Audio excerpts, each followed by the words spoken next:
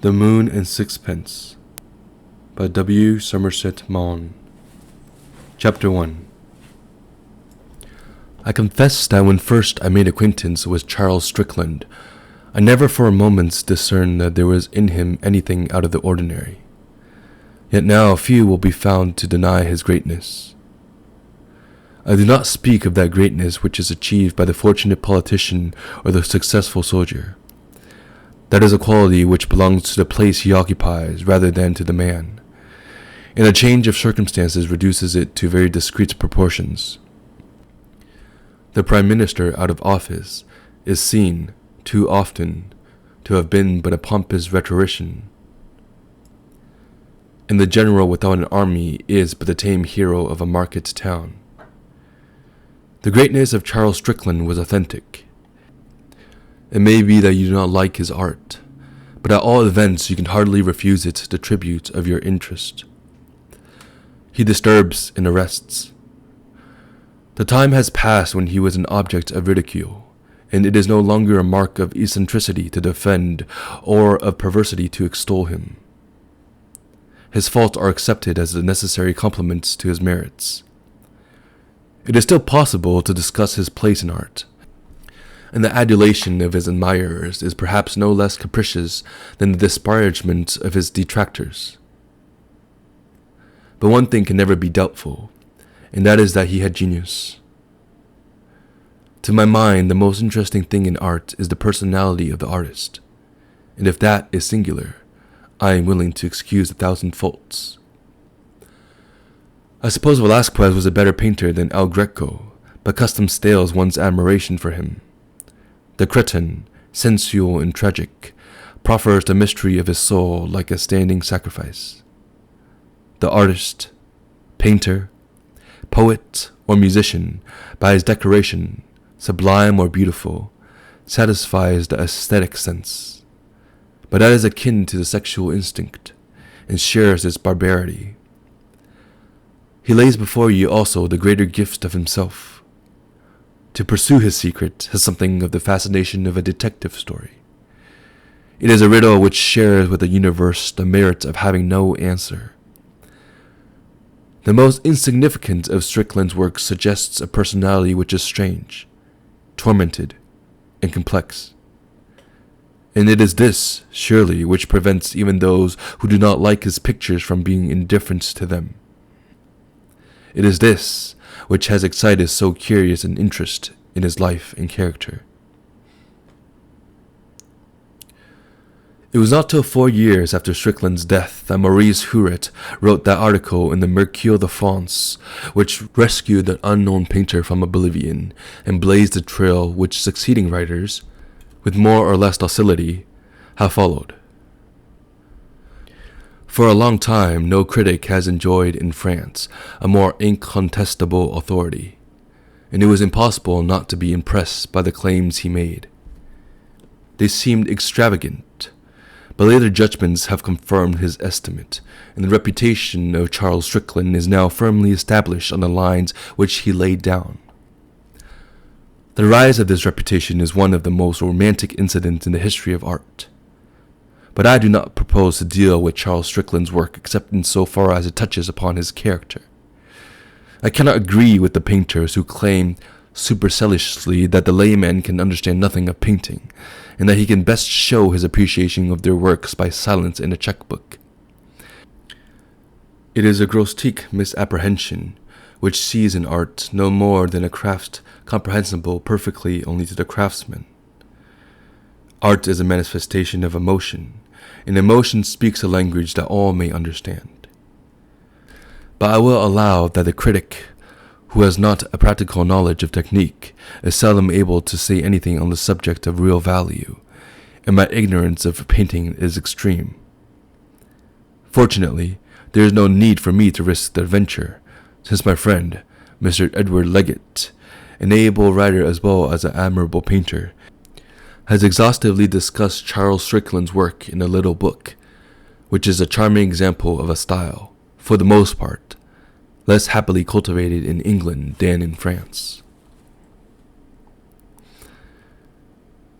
Maurice Huret, in his famous article, gave an outline of Charles Strickland's life, which was well calculated to whet the appetite of the inquiring. With his disinterested passion for art, he had a real desire to call the attention of the wise to a talent which was in the highest degree optional. But he was too good a journalist to be unaware that the human interest would enable him more easily to effect his purpose. And when such as had come in contact with Strickland in the past, writers who had known him in London, painters who had met him in the cafes of Montmartre, discovered to their amazement that where they had seen but an unsuccessful artist, like another, authentic genius had rubbed shoulders with them, there began to appear in the magazines of France and America a succession of articles, the reminiscences of one, the appreciation of another, which added to Strickland's notoriety, and fed without satisfying the curiosity of the public. The subject was grateful, and the industrious Whitebread Rothotz, in his imposing monograph, had been able to give a remarkable list of authorities. The faculty for myth is innate in the human race. It seizes with avidity upon any incidents, surprising or mysterious, in the career of those who have at all distinguished themselves from their fellows, and invents a legend to which it then attaches a fanatical belief. It is the protest of romance against the commonplace of life. The incidents of the legend become the hero's surest passport to immortality. The ironic philosopher reflects with a smile that Sir Walter Raleigh is more safely enshrined in the memory of mankind because he set his cloak for the Virgin Queen to walk on, than because he carried the English name to undiscovered countries. Charles Strickland lived obscurely. He made enemies rather than friends. It is not strange, then, that those who wrote of him should have eked out their scanty recollections with a lively fancy, and it is evident that there was enough in the little that was known of him to give opportunity to the romantic scribe.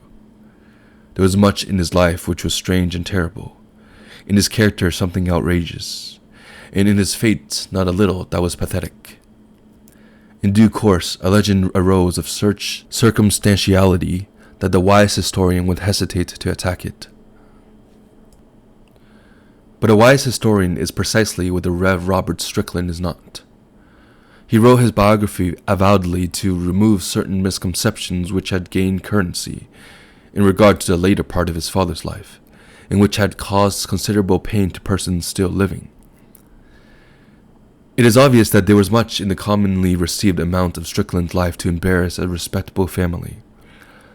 I read this work with a great deal of amusement, and upon this I congratulate myself, since it is colorless and dull. Mr. Strickland has drawn the portrait of an excellent husband and father, a man of kindly temper, industrious habits, and moral disposition. The modern clergyman has acquired in his study of this science, which I believe is called exegesis, an astonishing facility for explaining away things, but a subtlety with which the Rev. Robert Strickland has interpreted all the facts in his father's life, which a dutiful son might find it inconvenient to remember, must surely lead him in the fullness of time to the highest dignities of the Church. I see already his muscular calves encased in the gaiters episcopal.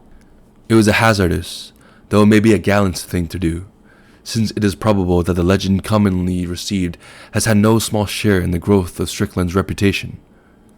For there are many who have been attracted to his art by the detestation in which they held his character, or the compassion with which they regarded his death, and the son's well-meaning efforts threw a singular chill upon the father's admirers.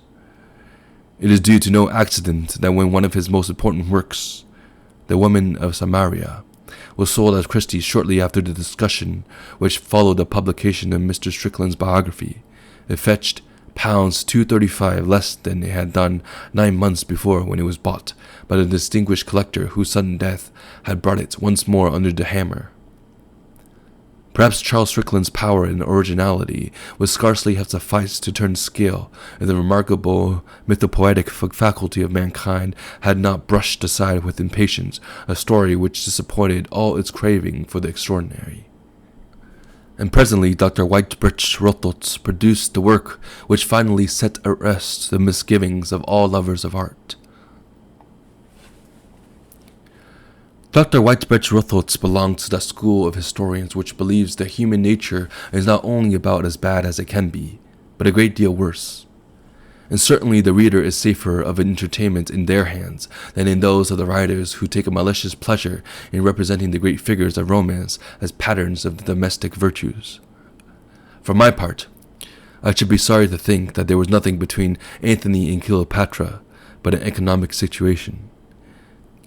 And they will require a great deal more evidence than is ever likely to be available, thank God, to persuade me that Tibullus was as blameless a monarch as King George V. Dr. Whitebread-Rothotz has dealt in such terms with the Rev. Robert Strickland's Innocents biography that it is difficult to avoid feeling a certain sympathy for the unlucky person. His decent reticence is branded as hypocrisy, his circumlocutions are roundly called lies, and his silence is vilified as treachery. And on the strength of peccadillos, reprehensible in an author, but excusable in a son, the Anglo-Saxon race is accused of prudishness, humbug, pretentiousness, deceit, cunning, and bad cooking.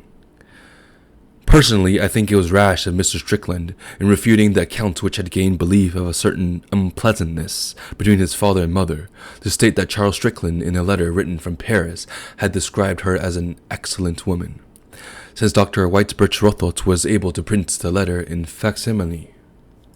And it appears that the passage referred to ran in fact as follows: God damn my wife. She is an excellent woman. I wish she was in hell. It is not thus that the Church in its great days dealt with evidence that was unwelcome. Dr. Whitebread-Rothotz was an enthusiastic admirer of Charles Strickland, and there was no danger that he would whitewash him. He had an unerring eye for the despicable motive in actions that all had the appearance of innocence. He was a psychopathologist, as well as a student of art, and the subconscious had few secrets from him. No mystic ever saw deeper meaning in common things. The mystic sees the ineffable, and the psychopathologist the unspeakable. There is a singular fascination in watching the eagerness with which the learned author ferrets out every circumstance which may throw discredit on his hero. His heart warms to him when he can bring forward some example of cruelness or meanness, and he exults like an inquisitor at the auto-da-fe of a heretic, when with some forgotten story he can confound the filial piety of the Rev. Robert Strickland. His industry has been amazing. Nothing has been too small to escape him, and you may be sure that if Charles Strickland left a laundry bill unpaid, it will be given you in extenso. And if he forbore to return a borrowed half-crown, no detail of the transaction will be omitted.